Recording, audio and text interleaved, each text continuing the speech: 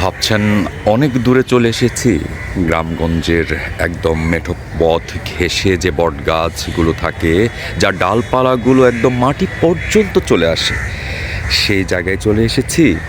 না, আমি আছি ঢাকার একদম প্রাণকেন্দ্র ধানমন্ডি লেক।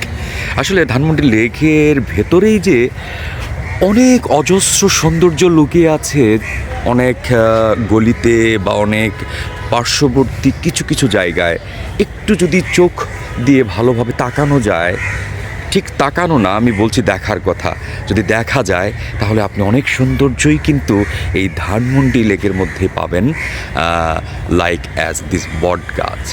আমি এ বিষয়ে একটু কথা বলতে চাচ্ছি, আপনার কাছে কেমন লাগছে আসলে এই বট গাছটি দেখে? আসলে ওই বটগাছটা অনেক পুরাতন একটা বটগাছ দেখে মনে হচ্ছে। তো আমি ধানমন্ডিতে অনেক সময় যাতায়াত করি, কিন্তু কখনো এটা খেয়াল করি না। তো আজকে আমার এটা খুব ভালো লাগছে, এই বটগাছটা দেখে আমার খুব গ্রামের যে একটা পরিবেশ, সেটা ধানমন্ডিতে আসলে আসলে বোঝা যাচ্ছে। এই বট গাছটা আসলে সত্যি বলতে অনেকেই আজকে ঠিক নামাজ শেষে, আমরা শুক্রবার নামাজ শেষে যখন বেরোচ্ছিলাম, অনেকেই বট গাছের সাথে ছবি তুলছিল।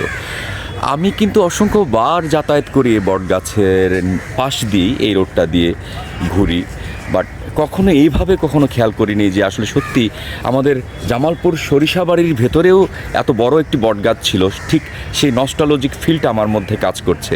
আপনার মধ্যে কী ধরনের ফিল হচ্ছে এই গাছটি দেখে? এই গাছটি দেখে ওই মানে সেম জিনিসটাই আমার ভিতরে কাজ হচ্ছে। জামালপুরও দুইটা বট গাছ আছে, একটা আনন্দনগর বাজারে, আর একটা বট গাছ আছে মাস্টারবাড়ি যে মোড়, ময়ন মাস্টারবাড়ি যে মোড়, ওই ময়ন মাস্টারবাড়ি মোড়ের জায়গায় ঠিক সেম এই ক্যাটাগরির বট গাছ দুটা দেখে আসলে অতীত মনে করে যাচ্ছে, সেই বাল্যকালের কাহিনিগুলো মনে করে যাচ্ছে।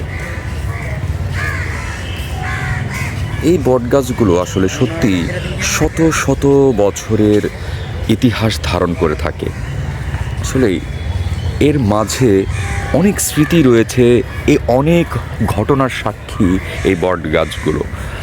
সত্যি এইসব জায়গায় আমাদের কিছু সময় ব্যয় করা উচিত, জীবনের কিছু সময় এইসব নীরবতা নিয়ে এইসব বড় বড় বৃক্ষের কাছে এসে শেখা দরকার কিভাবে ইতিহাসকে ধারণ করে দাঁড়িয়ে থাকতে হয়, কিভাবে বেঁচে থাকতে হয় মাথা উঁচু করে, কিভাবে শত শত বছর টিকে থাকা যায় এই ধরনের বুকে।